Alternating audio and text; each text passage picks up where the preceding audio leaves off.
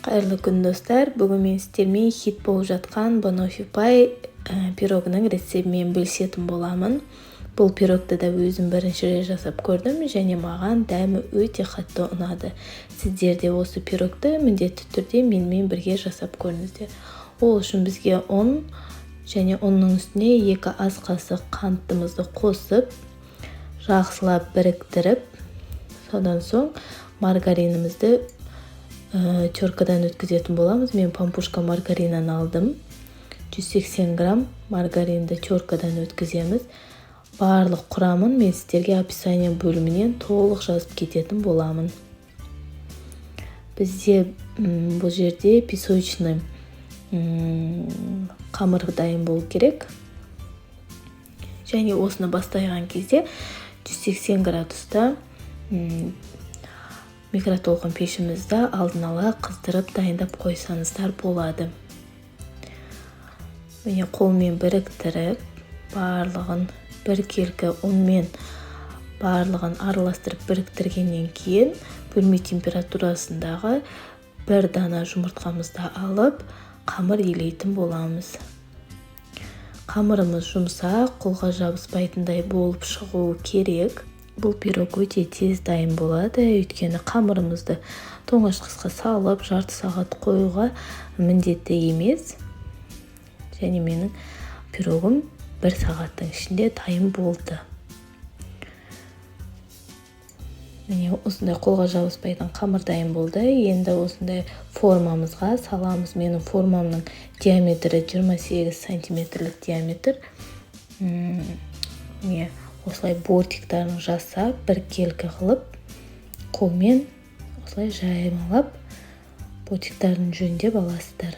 Содан соң осындай вилканың көмегімен осылай тесіктер жасап, пісіретін боламыз. 20 минутта менікі дайын болды.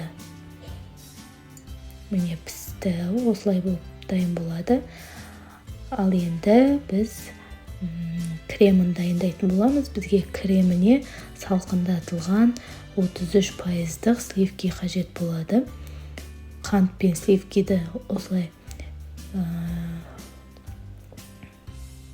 взбивать етіп аламыз миксермен. Сливки салқын болу керек және миксерлеген кезде тоқтамай үлкен жылдамдықта осындай пайда болғанша, қою масса пайда болғанша взбивать етесіздер. Міне менікі дайын болды. Ал енді 2 ас қасық вареный сгущенкамызды салып, барлық жеріне жаймалап аламыз.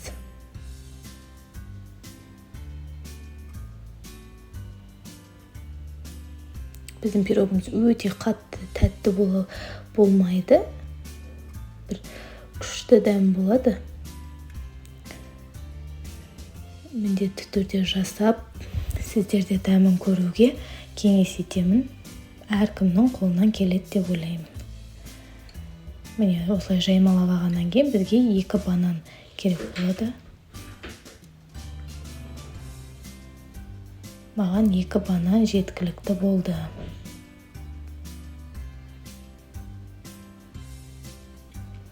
Міне банандарыңызды осылай сопақша қылып, жіңішкерек қылып осылай турап аласыздар.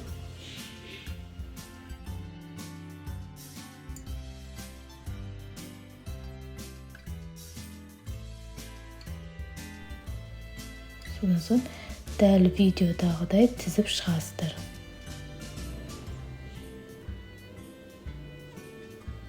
Жан-жағына осылай әдемілеп тізіп шығасыздар.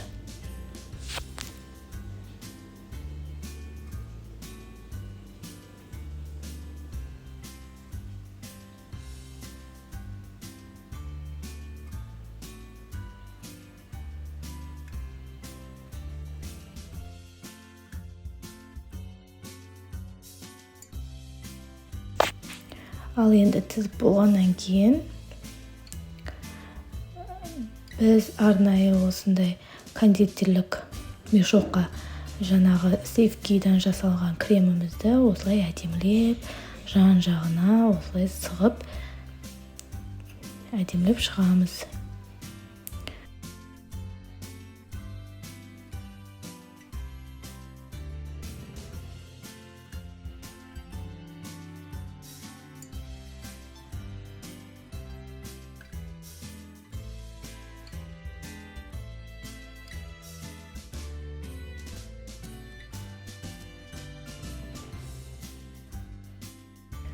Біздің пирогымыз осымен дайын болады. Міндетті түрде менімен бірге дайындап көріңіздер осы пирогты. Еш өкінбейсіздер, дәмі де күшті, түрі де әдемі болып шығады. Күнделікті жеуге, шайға немесе қонақ шақырған кезде жасасаңыздар, еш өкінбейсіздер. Назарларыңызға рахмет. Сіздермен болған Айгүл Сәкенова. Егер де менің каналым сіздерге ұнаған болса, лайк басып, комментарий қалдырып, подписаться етуді ұмытпаңыздар. Сіздердің қолдауларыңыз маған өте маңызды. Назарларыңызға рахмет. Сау болыңыздар.